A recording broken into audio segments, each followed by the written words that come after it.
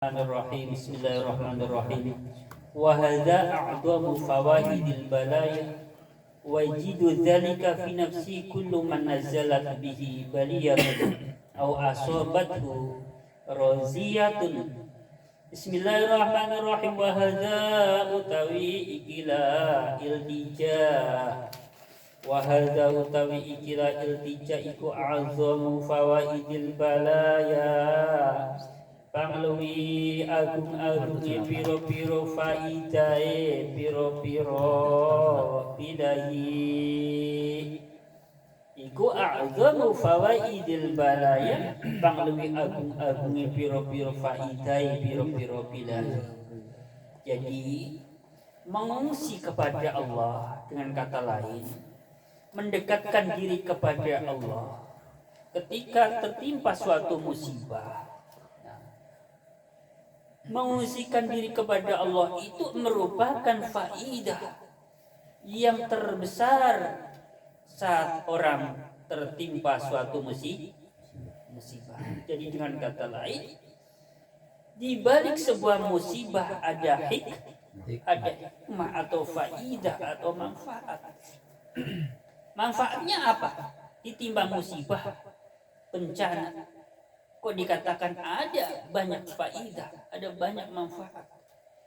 Manfaatnya itu, jadi orang yang tertimpa musibah mau mendekatkan diri kepada Allah Subhanahu wa Ta'ala. Sekarang mungkin sejauh-jauhnya orang dari Allah, ya bahasa kasarnya, sholat saja setahun sekali umpamanya. Ada di kampung saya dulu. Kok bisa sholat setahun sekali? Iya, kalau Idul Fitri ya 2 kali lah sama Idul Adha. Ada orang yang sholatnya seminggu sekali. Kok bisa? Sholat Jumat. Ada model kayak gitu. Tapi bahasanya, istilahnya, sendeblek-debleknya orang. Asal orang itu masih ada keimanan, percaya adanya Allah, percaya adanya Tuhan.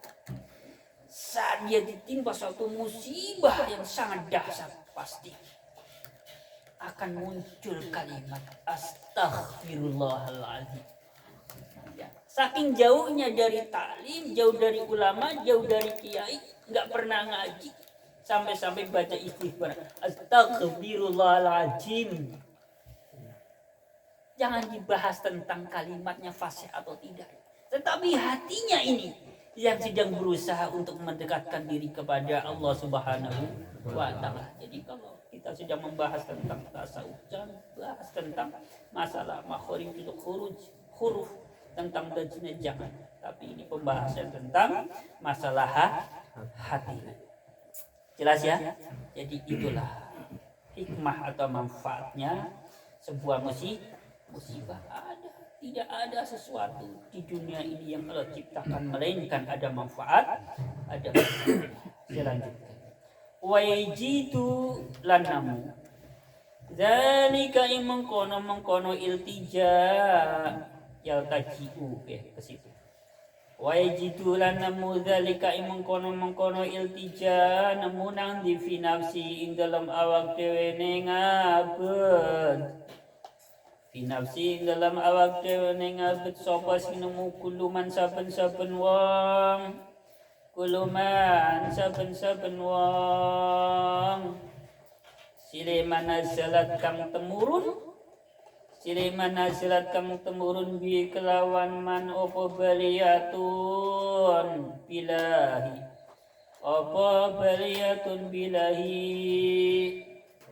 aw asabathu utawa mekenani menimpa awasabathu utawa mekenani hu iman apa roziyatun bilahi.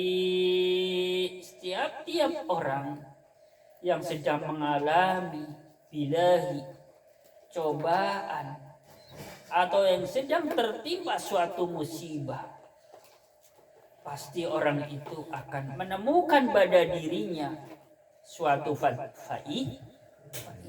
Setiap orang yang tertimpa musibah, ujian apapun itu bentuknya ujian, sebenarnya orang itu bisa merasakan manfaat, faidah di balik musibah. Dia bisa merasakan, bisa menemukan pada dirinya sendiri kok. Ya, cuman ada kalanya orang yang sudah peka banget, ada yang kurang peka, ada yang belum banget. Tapi sebenarnya dia bisa merasakan, bisa menemukan. Pernah ada orang bercerita begini. Dulu waktu aku masih sukses, dulu waktu aku masih jaya, buru-buru ngambah musola, buru-buru ngambah masjid. Tetapi sekarang udah nggak punya kesibukan apapun. Bisa menyempatkan diri datang ke masjid, ke musola. Ya mungkin ini kata dia. Mungkin ini hikmah dibalik. Ya. Hikmah dibalik apa? Dibalik kebangkrutan, dibalik kesibukannya yang berkurang. Kadang sedeblek-debleknya orang itu sadar. Ketika apa? Ketika di posisi sedang mengalami suatu ujian. Maka cara Allah agar seorang hamba bisa kembali mengingat Allah Subhanahu wa taala adalah dikasih ujian. Jadi mulai sekarang ini, apapun bentuk cobaan yang kita alami, mulai sekarang ini mesti kita berpikir, aku ini sedang diajak, disuruh oleh Allah, dipaksa oleh Allah untuk kembali kepada Allah Subhanahu wa taala, untuk mengingatnya. Melalui apa? Melalui jalan ketaatan. Harusnya begitu. Ya. Ya mungkin kalau dibilang nelangsa, mungkin nelangsa wajar lah nelangsa. Ya, siapa sih orang sedang dilanda musibah, bencana, enggak nelangsa, enggak sedih. Tetapi cara berpikirnya yang harus berbeda. Bedanya gimana? Bedanya itu tadi. Allah sudah mengajak, Allah sedang menarik, Allah sedang memintaku untuk kembali kepada Allah Subhanahu wa taala melalui jalan ketaatan. Tadinya waktu hidup senang, happy, musik aja, kalau enggak enggak. Tapi lagi susah musiknya ganti. Sallallahu ala Muhammad. Lagi susah. Musiknya. Dari sesi musik aja beda. Iya enggak? Coba kalau enggak percaya. Pahami orang, perilaku orang. Ya. Orang itu lagi jauh dari Allah, musiknya beda. Orang ini lagi dekat dengan Allah. Dari sisi musik saja beda-beda. Pahami saja kalau nggak percaya. Lanjut, yang kepanjang. Bismillahirrahmanirrahim. Lanjut, sampai mana tadi? Wa minha lan juga setengah saking fawaidil balaya, kembalinya ke sana. Jadi fawaid ini jamak tafsir. Minha ini isim dhamir berupa mu'annas. Wa minha lan iku saking fawaidil balaya anna fil balai teman satune ikut tetap ing dalam bilahi atau cobaan tofan nafsi utawi apese nafsu wadihaba kuwatiha lan ilangi kekuatane nafsu wadihaba kuwatiha lan ilangi kekuatane nafsu wa budlana sifatiha lan batale piro-piro sifate nafsu. Bismillahirrahmanirrahim. Jadi sebagian dari manfaatnya bilahi atau hikmahnya sebuah musibah diantaranya adalah nafsu kita menjadi lemah, nafsunya menjadi lemah, egonya menjadi berkurang, dan hilangnya kekuatan nafsu tidak memiliki lagi kekuatan yang tadinya keras kepala, egoisnya luar biasa. Tetapi ketika ditimpa suatu musibah, orang ini menjadi kendor nafsu, keras kepalanya menjadi berkurang. Makanya muncul istilah, ketika seseorang dinasihati oleh orang itu tidak bisa, ya karena keras kepalanya, biarlah nanti Allah sendiri yang akan mengingatkan.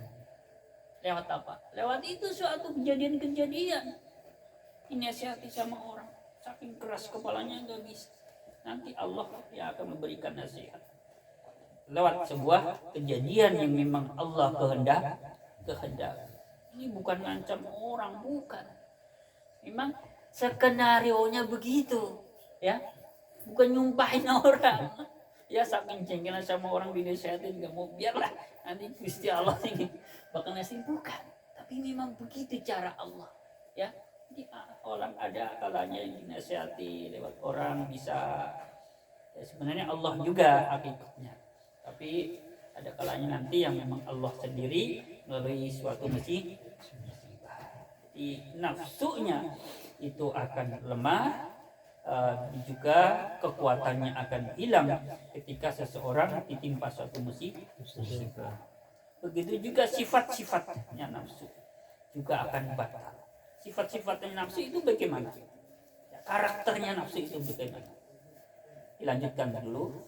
Sifat allati wa sifat silih allati tu kingukang bisa nibaake apa sifat atau allati nibake al-abda ing kawula, nibake fil dzunubi ing dalam piro-piro dosa, wal ma'asi dan piro-piro kemaksiatan. Jadi karakternya nafsu itu, ya, atau ego akan menjatuhkan seorang hamba kepada dosa-dosa dan beberapa kemaksiatan. Jadi modelnya nafsu itu memang begitu. Jadi akan selalu menjerumuskan manusia dalam dosa, akan menjatuhkan manusia dalam kemaksiatan. Memang nafsu itu begitu. Nah, ketika ditimpa suatu musibah, maka nafsu tidak lagi bisa melakukan hal itu. Tidak bisa mendorong manusia untuk berbuat dosa. Tidak bisa mendorong manusia untuk melakukan kemaksiatan. Ketika ditimpa musibah, gimana mau mikirin? Goyang dompet, lagi susahnya luar biasa. Ada enggak? Orang lagi susah luar biasa, gempa bumi umpamanya, punya rumah mewah ambruk, kok mikirin mau goyang dompet? Ada nggak kira-kira? Enggak lah. Iya. Apapun agamanya dia pasti akan mengeluh kepada Tuhannya sesuai keyakinan dia. Pasti. Ya, itu gambarannya. Bismillahirrahmanirrahim. Wa taqwi lan nguatake opo allati. Wa taqwi lan nguatake opo allati ruhbatahu ing seneng ngabet. Ruhbatahu ing demen ngabet atau seneng ngabet demen-demen dunya ing dalam dunia. Jadi karakternya nafsu itu yang pertama akan mendorong manusia berbuat dosa, akan menjatuhkan manusia untuk berlaku kemaksiatan, dan juga akan mendorong manusia supaya cinta kepada dunia. Itulah nafsu. Jadi akan mendorong, akan memprovokasi manusia supaya berbuat dosa, supaya bermaksiat, supaya akan cinta kepada hal-hal yang sifatnya duniawi.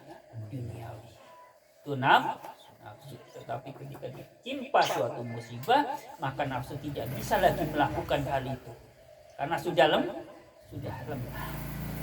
Bismillahirrahmanirrahim. Lanjut. Wa min halan iku saking fawaidil balaya. Wa min halan iku saking fawaidil balaya andal abda temen satu ning abet iku yasulu. Iku yahsulu bisohasi lahu kanggo ngabut ngindaha nalikane balaya kholiban ing dalam kapre opo sing bisa hasil ta'atul qulubi, ta'ate piro-piro ati. Apa sing bisa hasil fangil lafal yaksulu ta'atul qulubi, ta'ate piro-piro ati. Contone ta'ate piro-piro ati kasobri ko itine sabar, warido lan rido, wa tawakkuli lan kumandel atau pasrah berserah diri kepada Allah, wa zuhdi lan suhud. Apa itu zuhud? Zuhud artinya tidak terlalu mencintai dunia. Bismillahirrahmanirrahim, lebih cinta kepada Allah Subhanahu wa taala dibandingkan dengan kecintaannya terhadap dunia. Itu orang yang telah syuhud. Wa hubbi liqa'illahi lan demen ing ketemu Gusti Allah. Wa hubbi liqa'illahi lan demen ing ketemu Gusti Allah tinggal taala halimahu luhur sapa Allah. Ulangi. Wa minha annal 'abda yahsulu lahu indaha khaliban ta'atul qulub kas-sabri war ridha wa tawakkuli waz-zuhdi wa hubbi liqa'illahi ta'ala. Jadi sebagian dari faidahnya suatu musibah bencana ya yang dialami oleh manusia itu adalah secara umum manusia itu bisa mendapatkan ketaatan hati. Jadi hatinya bisa taat ketika apa? Ketika sedang ditimpa suatu musibah. Contohnya ketaatan hati seperti sabar, ya, ridho, ya, nerima. Kemudian akan berserah diri kepada Allah.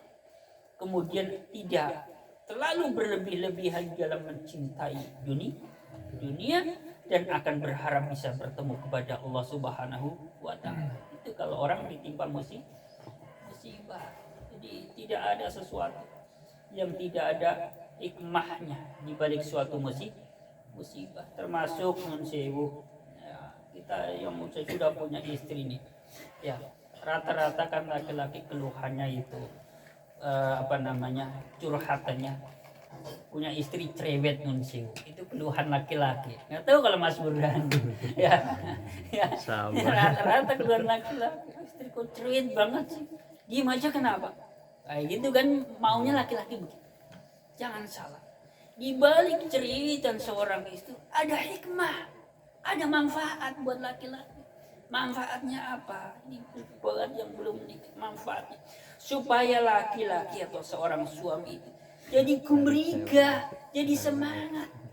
Dialah yang menyemangati suami, istri. Coba kalau suaminya nyantai, kalau banget, nggak ada semangat, nggak ada gairah dalam itu, istrinya diem aja, ya udah, ya. Jadi ada manfaat, ada faidah kok, ya. Jadi jangan terlalu diambil hati, ambil saja hikmahnya. Ada hikmah, ya begitu. Nah, iya. Tapi cepet tua sama cerewet banget.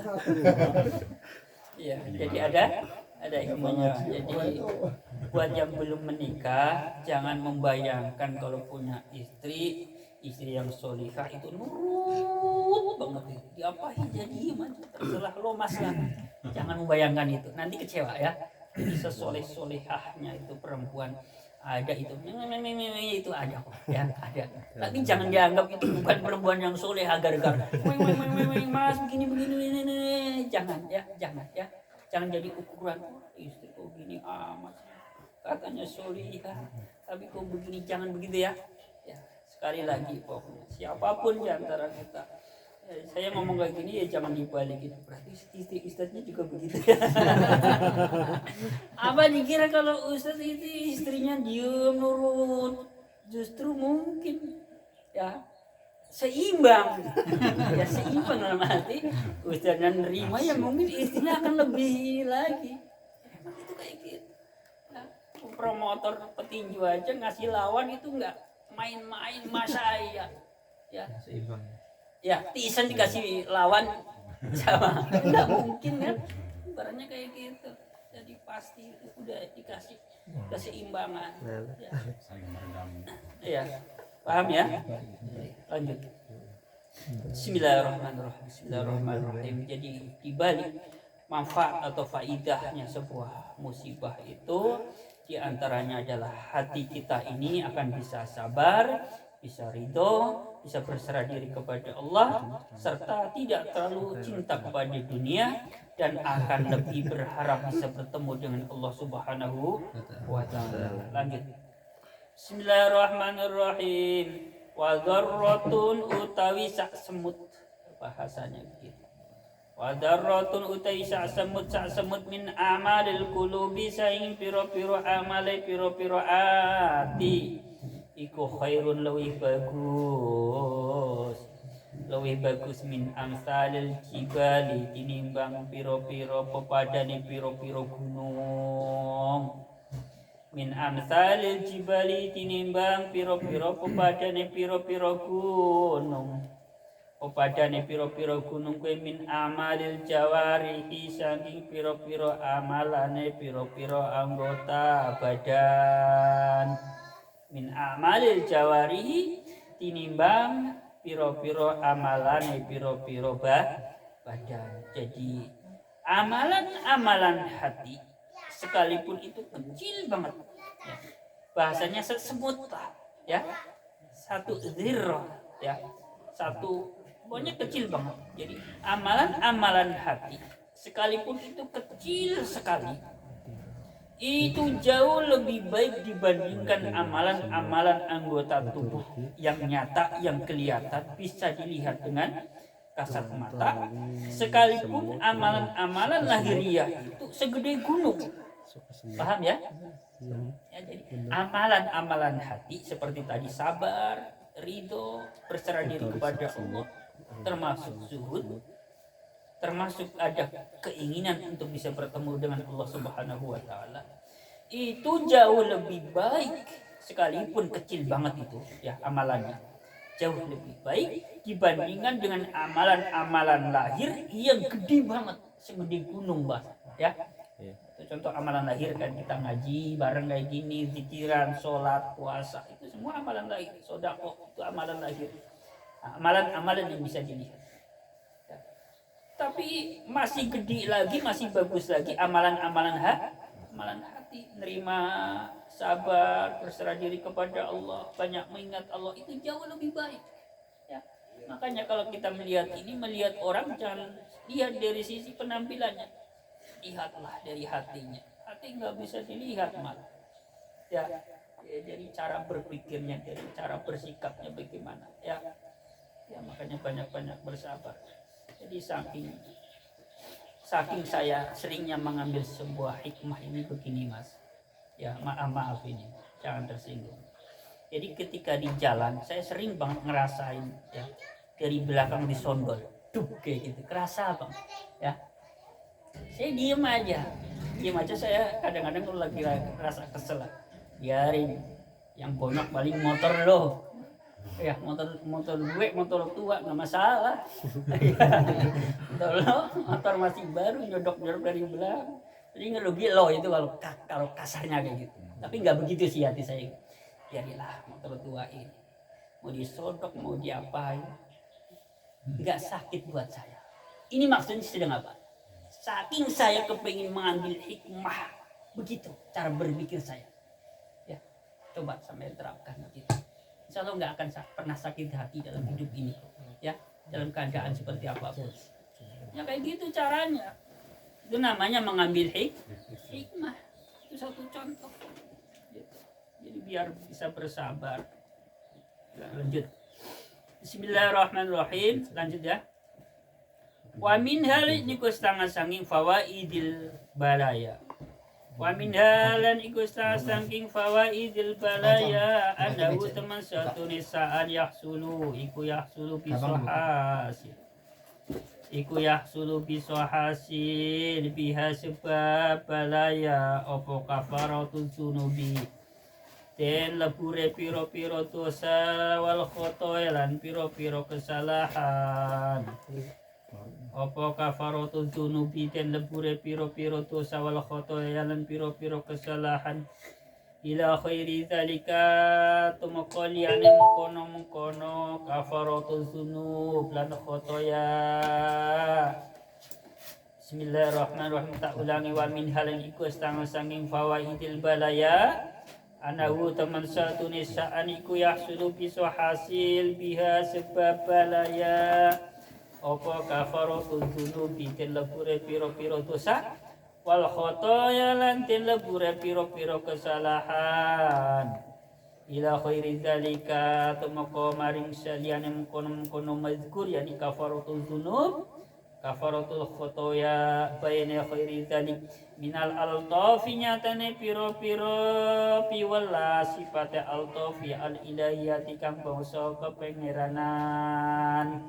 Jadi sebagian dari faidahnya sebuah ujian yang Allah berikan kepada seorang hamba yaitu bisa dihapusnya, bisa diperolehnya, terhapusnya beberapa dosa dan kesalahan.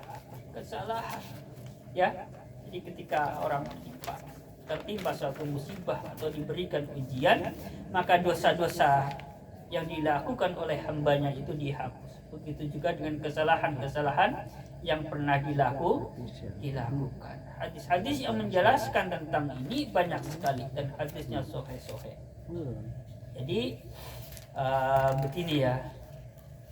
Jadi ambil sebuah hikmah apapun persoalan yang kita alami ya, yang menurut kita ini tidak menyenangkan, tidak mengenakan, maka ambillah sebuah pelajaran bahwa dengan kejadian ini dosaku bisa diampuni, dengan kejadian ini maka kesalahan-kesalahanku bisa diampuni oleh Allah Subhanahu wa taala. Maka ketika bisa berpikir begini, bisa menyikapi seperti ini, maka apapun bentuk musibah ujian yang Allah berikan kepada kita semua ini akan terasa ringan.